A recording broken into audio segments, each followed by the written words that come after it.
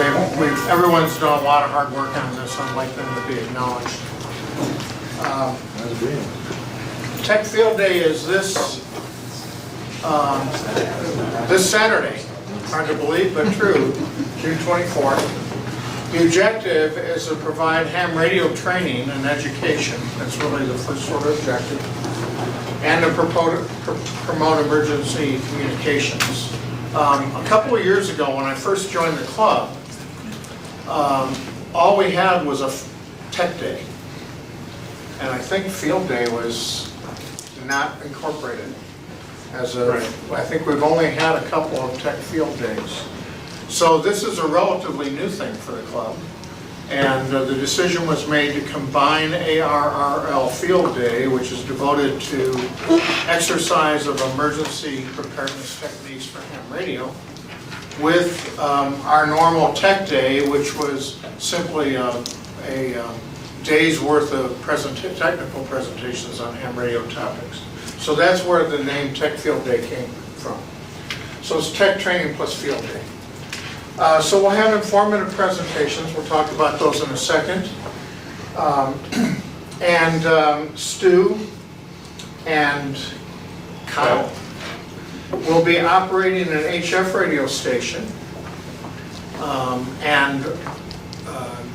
People who are new to ham radio are welcome to give it a shot. Stu's actually going to be giving a presentation to help new people get familiar with the protocol of conversing in HF. So it's going to be a really good opportunity for people who haven't used a radio before to either just observe the operation of an HF radio and the type of communications that occur, or to actually participate. Hopefully you will participate, because there's no better way to learn than by doing.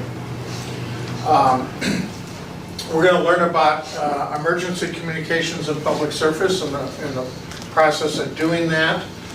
And this is Bob's original term. The purpose of ham radio is to have fun messing around with radios. So, yeah, I think it's a really good motto.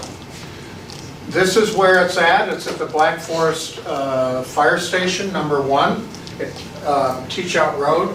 It's really at the intersection of Burgess and Teach Out, so it's fairly easy to get to. And if you need that map, you can go to our website and take a look at it and print it out, or just find it on your phone map. This is from a couple of years ago, because it says goats, and Steve remembers, he's still here, he was here for a while. He brought his goats a couple of years ago. It was a big hit. So this is the map from a couple of years ago, and I'll point out the differences, but basically there's a meeting area in here where we will have our technical presentations. The Jim's fire rehab crew is providing food, and usually he parks right about here, so it's very, very close to the entrance to the building. Stu or whoever is operating the HF station usually sets up in here. And we're also going to have a special comms unit staffed by Rich and his crew from the county, probably parking right around here and operating a second station as well. So there will be no goats, but there will be a second operating station. And when you come in, we'll have signs directing where to park, but I think historically, once these available parking spots are filled up, we come up this road and there's plenty of parking up here. So in advance, it's just so you'll know where to park. The one thing we can't do is we can't park here and we can't park here. And I think there'll be signs. Or on the road, getting out of there, along the roadside. Yeah, the main area getting out is what you're Yeah, we talking don't about. want to be anywhere around those bays or north of the bays on the road. Because the firemen are still operating. They're still on call, and so we can't interfere with their operations. This is the schedule of our technical presentations.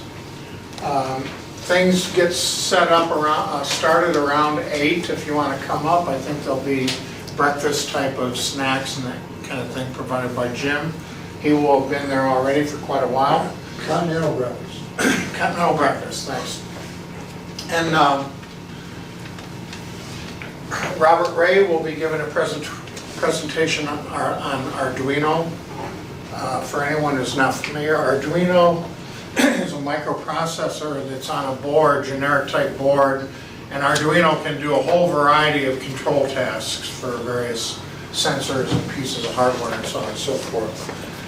And Arduino's been a very popular ham radio vehicle for implementing automated functions in ham radio. So that'll be an interesting presentation.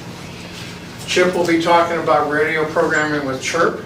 This is Chirp by Chip. And Chip. Chip on Chirp. I'd love to be responsible for Chirp. Those guys are amazing, but I take no, other than loving the program, I haven't used it, but Chirp is a piece of software for programming your radio.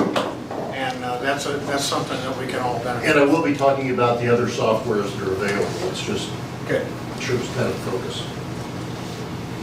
Rich Painter from the County Office of Emergency Management will be there giving an overview of the COMS Special Unit van, which will be there and operating as our second station.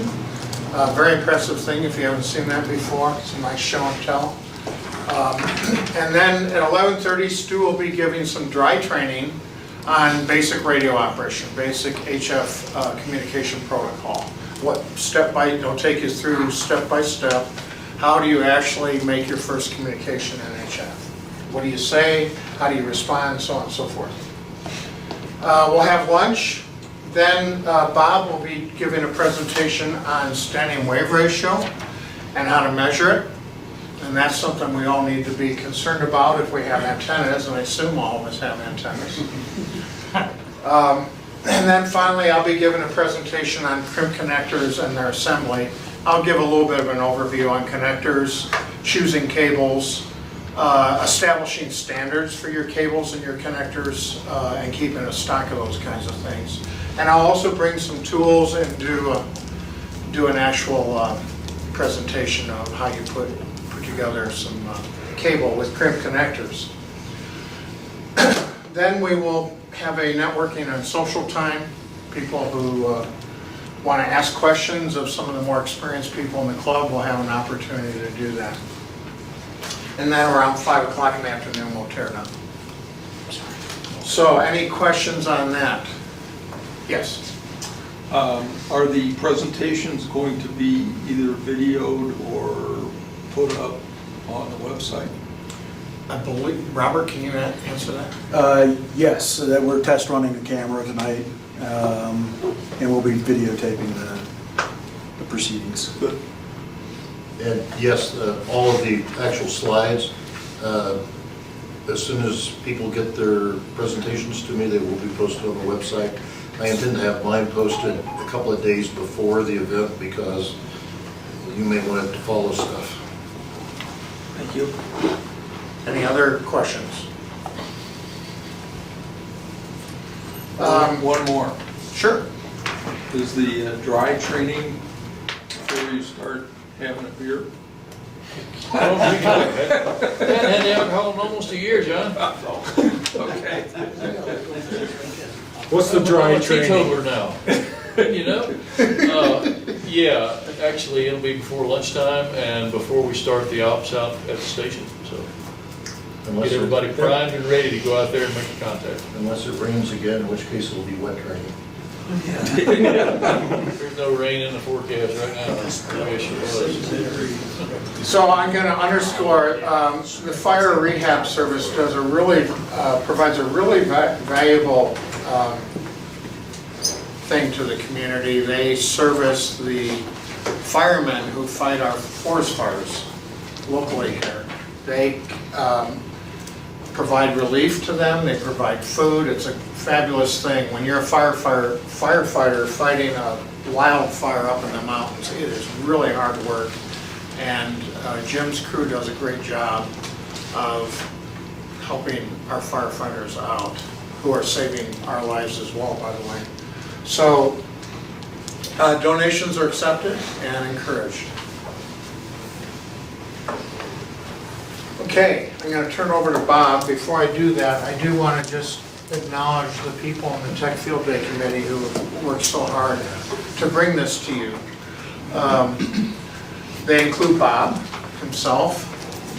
We've had 2 meetings so far to plan this. We've actually been able to get all the planning and coordination done in 2 meetings, which is very good. Stu has been a member of the committee and contributed quite a bit in terms of helping to generate publicity documents. Patricia, I'm not sure, is she here? She's not here. I don't think so. Patricia has done a fantastic job of handling the publicity for this event. She's probably quadrupled the number of places that we're actually advertising for this event. That raises an interesting question, Jim. I don't know how much food you're preparing, but normally we plan on 50.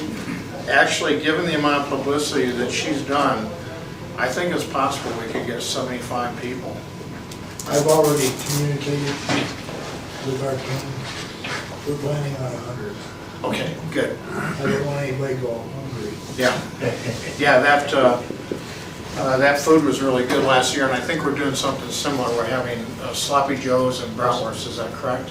Yes, Sloppy Joe's brats and fixins to go down. Good. Jim, as we just mentioned, is a member of our committee and has been for several years. Chip is giving a presentation, which I guess he's not prepared yet. No, I actually,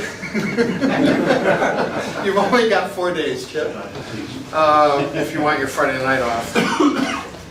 But don't feel bad, I haven't started mine either. I spent 20 years with Hewlett Packard being the guy that shipped slides to meet me at a presentation, so I can work. Robert has been a member of our committee and has helped out with publicity, and of course is going to be coordinating the video recording of the presentations. And Robert has also given a presentation.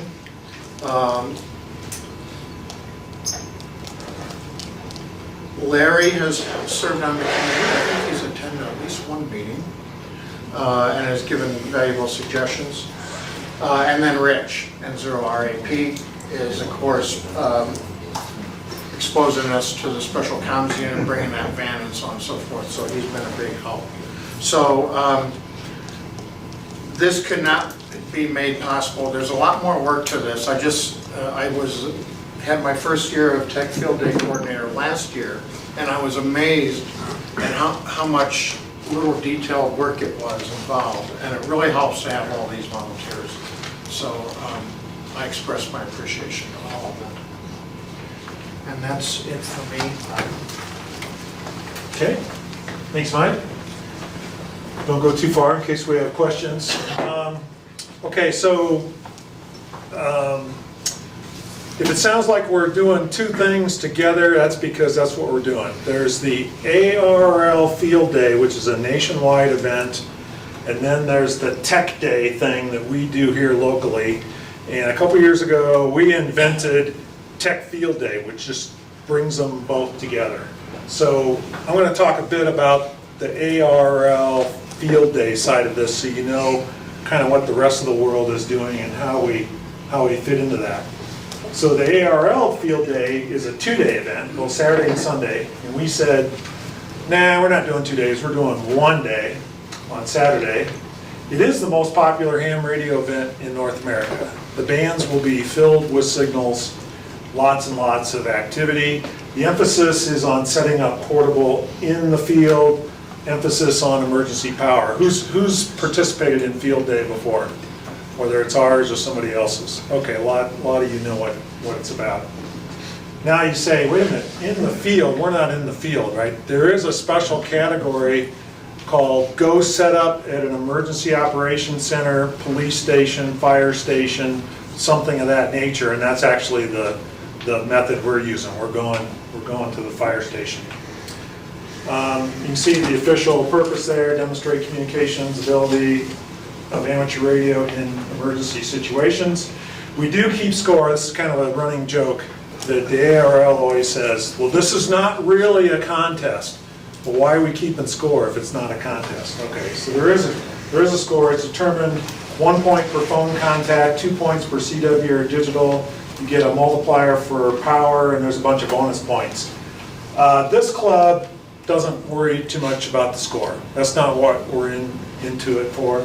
You will find there are some pretty competitive radio clubs out there that it's all about winning and going for the score, but that's not us. We're about learning and demonstrating communications and having a good time.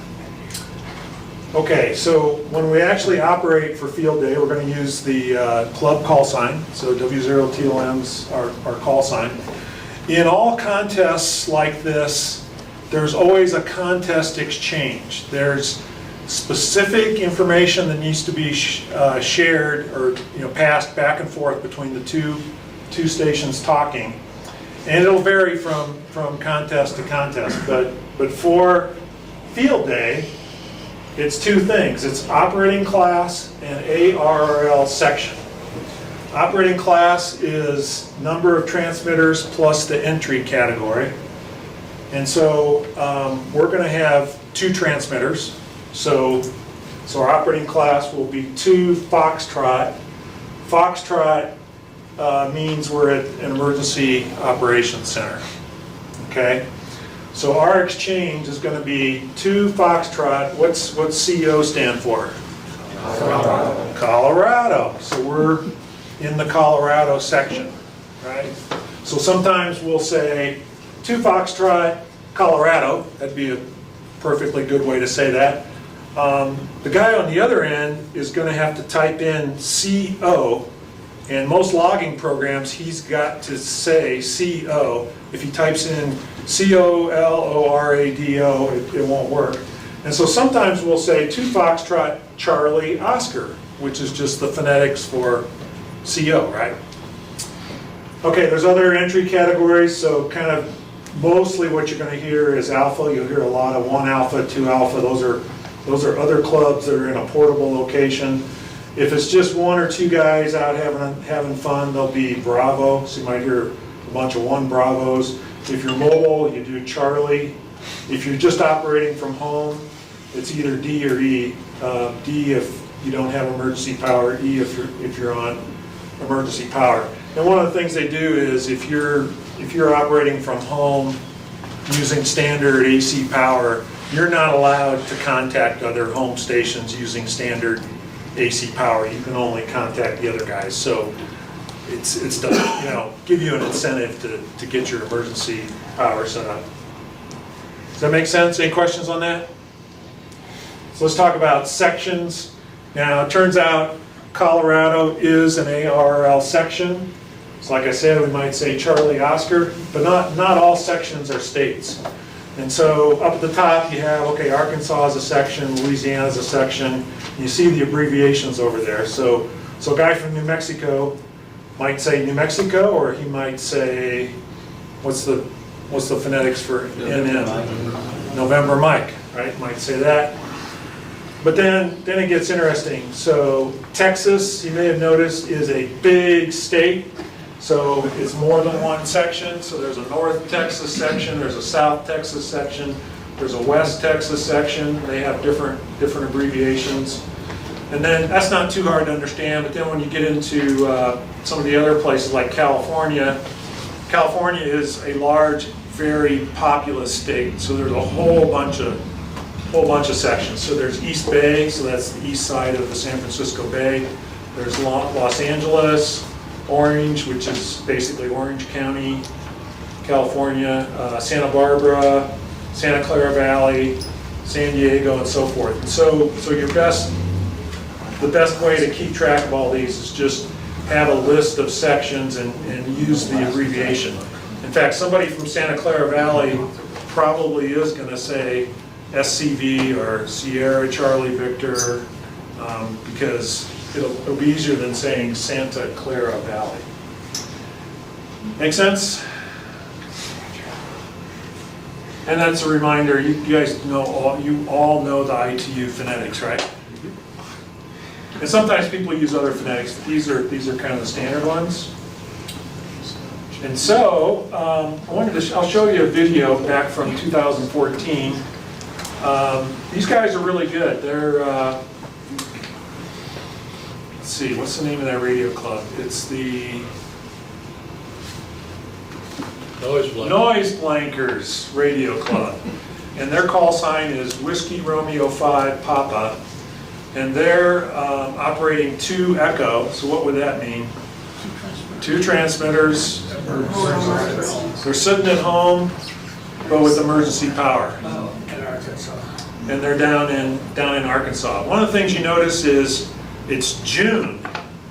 All the people up north want to go out into the field and camp and set up. All the people down south find air conditioning to operate.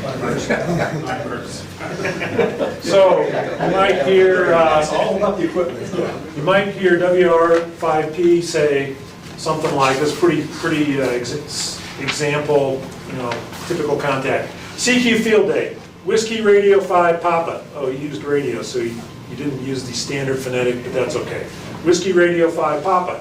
And then this other station comes back, this is W1BRS.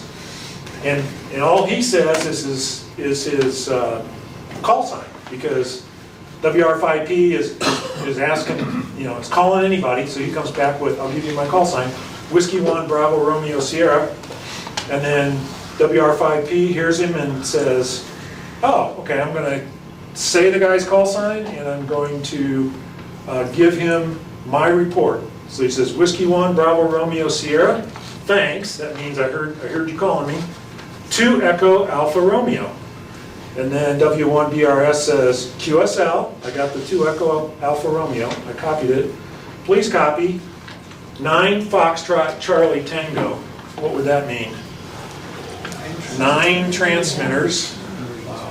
Foxtrot means they're at some kind of emergency operations place. And Charlie Tango is Connecticut. Yeah. And you go, 9 transmitters. How many transmitters do these guys have? I think the highest I've ever heard is something like, I forget, 24 transmitters? They have to be in a certain proximity, right? Yeah, it's, 1,000-meter circle or something? yeah, they have to be in the same location. WR5P says, got it, thanks. QRZ, which means who's next? Whiskey Romeo 5 Papa. I'm going to go ahead and play some of this video, but I want to give you an idea of what was going on first. Bob, I want to emphasize that we're expecting our brand new operators to be just as efficient as you're about to see these.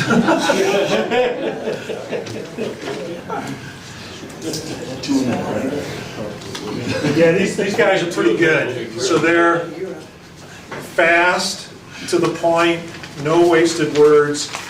What you'll actually hear that day is people going a lot slower. There's lots of beginners on the air. It's okay. It's a training ground. It's okay to be less than efficient, especially if you're in a club like us where we're not going for the highest score.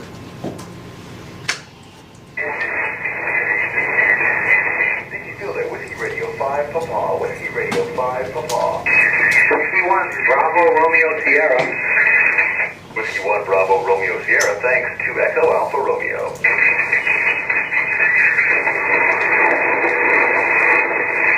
QSL, please copy on 9 Foxtrot Charlie Tango. Got it, thanks, 73 QRZ, Whiskey Romeo 5 Papa. Whiskey Field at Whiskey Radio 5 Papa, Whiskey Radio 5 Papa. Romeo Julius Whiskey. Kilo Charlie 2, Romeo Juliet Whiskey, thanks, 2 Echo Alpha Romeo. Please copy 1 Delta SLI. QSL. Got it, thanks, 73 QRZ Whiskey Romeo 5 Papa. Kilo Bravo 7 Yankee Sierra Yankee. Kilo Bravo 7 Yankee Sierra Yankee, thanks, 2 Echo Alpha Romeo. Copy your 2 Echo Arkansas, West South 1 Delta Arizona. Metro 1 Delta Arizona, thanks, 73 QRZ Whiskey Romeo 5 Papa. CQ Field Day, this is Whiskey Radio 5 Papa, Whiskey Radio 5 Papa, calling CQ Field Day. CQ Field Day, this is Whiskey Radio 5 Papa, Whiskey Radio 5 Papa. Whiskey Radio 5 Papa, W 7 Mike Soldier Tango, W 7 MOP. Let's see.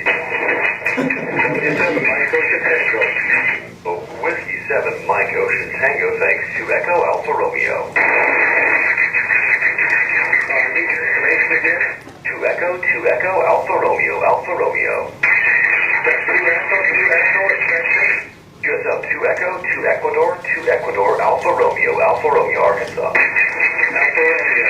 Please copy 2 Alpha Arizona, 2 AAZ. Got your 2, was it 2 Alpha Arizona? 2 Alpha Arizona, 2 Alpha Arizona. Thanks for the patience. 73, QRZ Whiskey Romeo 5 Papa. Alpha Bravo. Okay, makes sense? You can tell sometimes it gets a little bit confusing, more than one station calling, or the band phase, just when the guy is given the exchange, and you're kind of going, what did he say? And so they're repeating stuff, and he used a trick there where he said, we're 2 Echo, and then he flipped it, he said 2 Ecuador, just to give the other station another word, see if you can, punch through. Maybe one particular word will sound, will get through better than another. Yeah, Stu? Do you want to address conditions currently? Conditions are really bad. The HF bands, actually I haven't been on HF lately, but my understanding is conditions on 20 meters and, 20 meters and anything higher have been pretty poor. Anybody been operating? Yeah, it sucks. So it means it's probably more, more weak signals, lots of noise, you'll have to keep at it. Yeah. Bob, does that exchange carry over into digital mode as well? Yeah, so on the digital mode, you're typing, right? So when you send the exchange, you're gonna say, for us, it's gonna be, 2FCO, and it's that simple. Just use the abbreviations, because you're on digital, so the abbreviation will probably be fine. Just to follow up, with your limited characters in JT modes, does that change, or is there something special for those that you know of?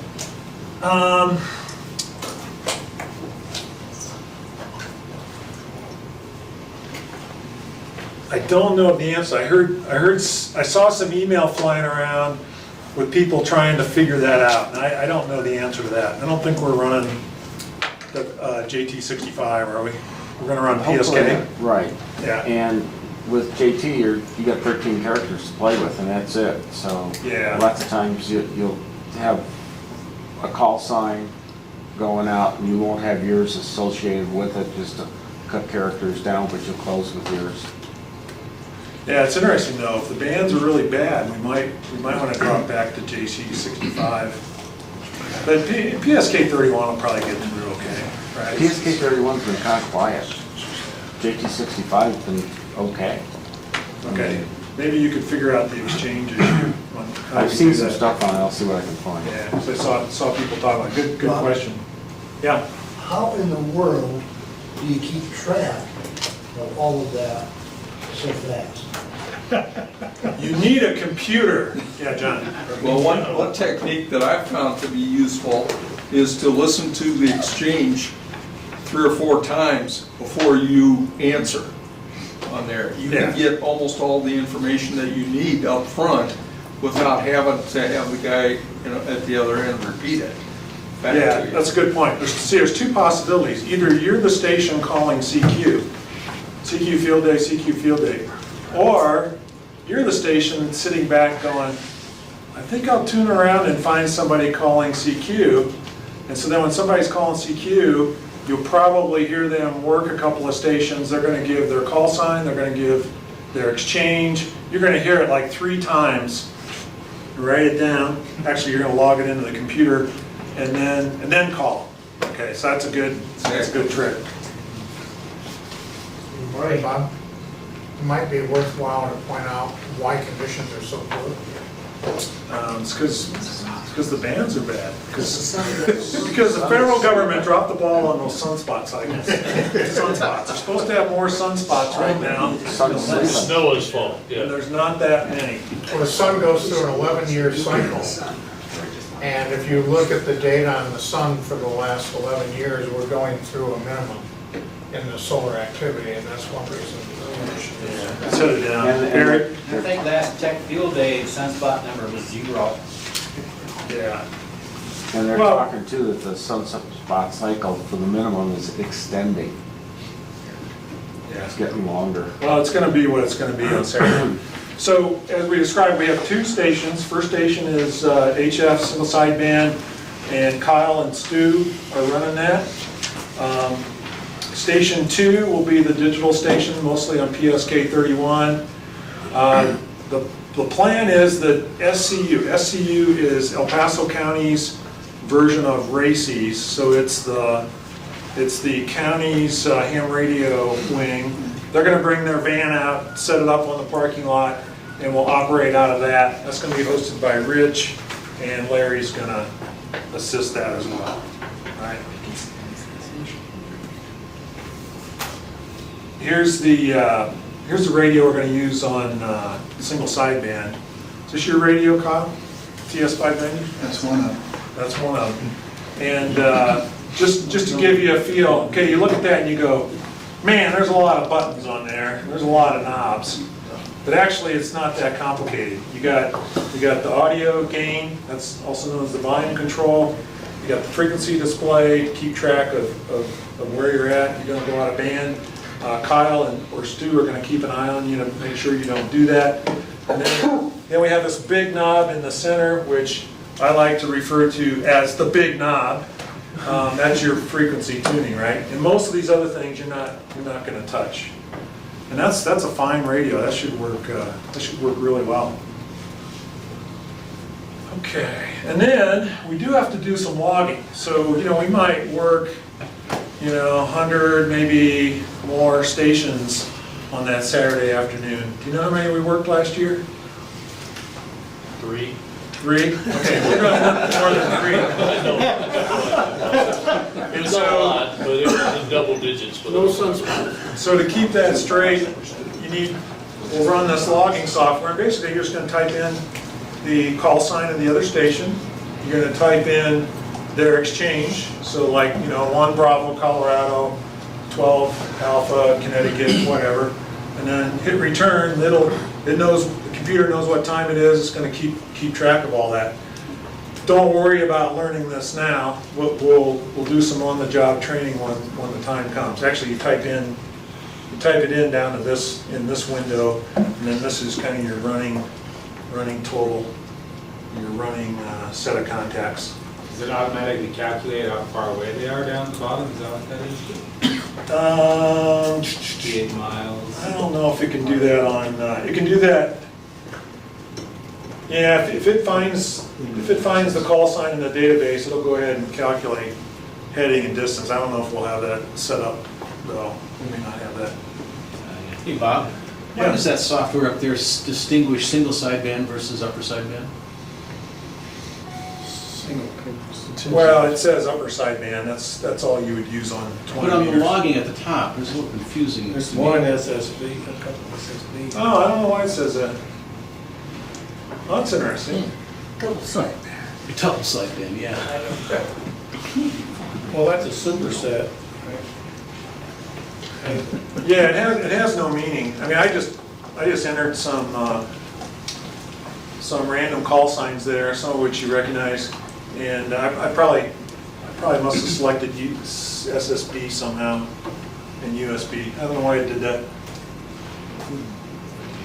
Okay, then on the digital side, it's a bit different, right? PSK 31, you've got a display like this where you're gonna read, sort of like a chat room, right? You're gonna read what the other station is sending. This is CQ, CQ, DE, DE means from. There's a bunch of errors in there. Looks like a bunch of errors because the signal faded, and then call sign is KA5 GCB, and then you to respond to them, you're going to type into the keyboard and send them a message with your exchange on it. And so that'll we'll give you some on-the-job training there, but that's a little different than talking on the radio, right? There now you're doing the chat room thing where you're typing the messages back and forth. And I think N1MM will do the logging automatically, right, from PSK 31. So just to give you a flavor for how that will go. Let's see, a couple of suggestions. So it's pretty handy to bring an HT, put it on 147.42 megahertz. If you get lost in the woods and can't find your way back to the fire station, you can call for help. Or more likely, if a bunch of people have their radios on as we're walking around the site, we'll make announcements like, okay, Chip is going to talk about chirp in 5 minutes, come on into the fire station, and everybody will be able to hear what's going on. We're going to have a PA system as well, but the radio can be pretty handy. Encourage you to wear something that identifies you. Might be one of them fancy club shirts, might be a name, call sign badge, or any other identifying marker. Maybe you have your call sign tattooed across your forehead or something like that.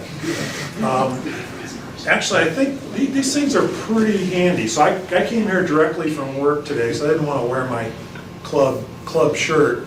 But you know, I grabbed my badge this morning. And it's like, okay, when I come to the club meeting, pop that baby on, because there's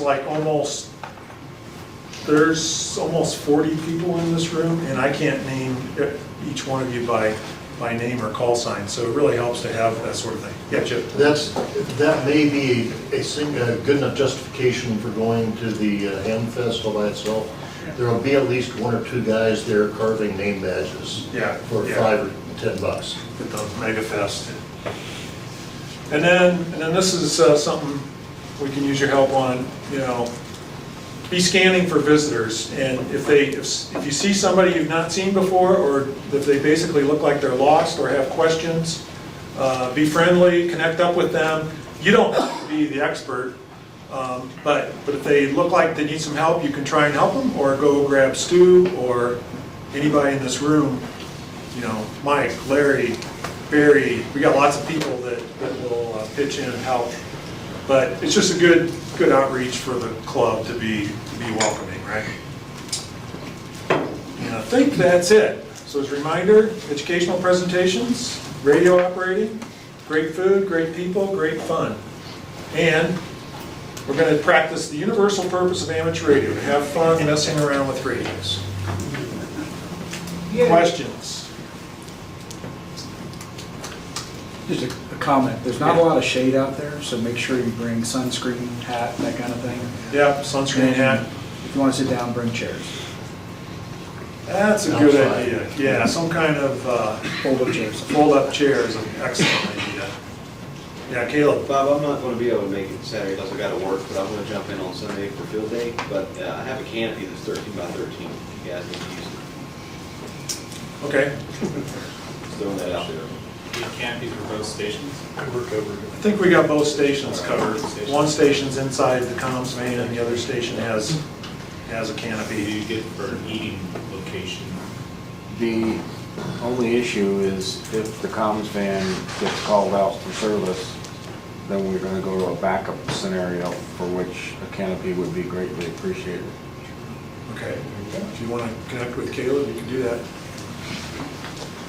We'll figure that out.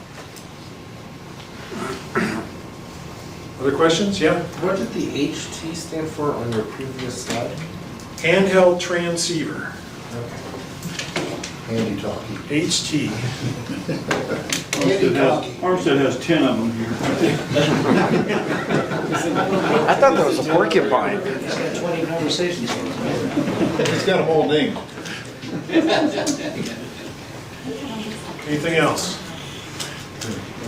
Okay, hey, we're getting done in good time tonight, which is a good thing. So hang around and talk to people, and then I'll get my computer back out. We'll do some HT programming. The website is updated for the information for the net and for the July meeting. All right, great. Joyce? So I can just hit review the lines for. There's cookies and cupcakes. There's plenty of cookies and cupcakes. Eric was trying to hide them, I can tell. Okay, thanks everybody.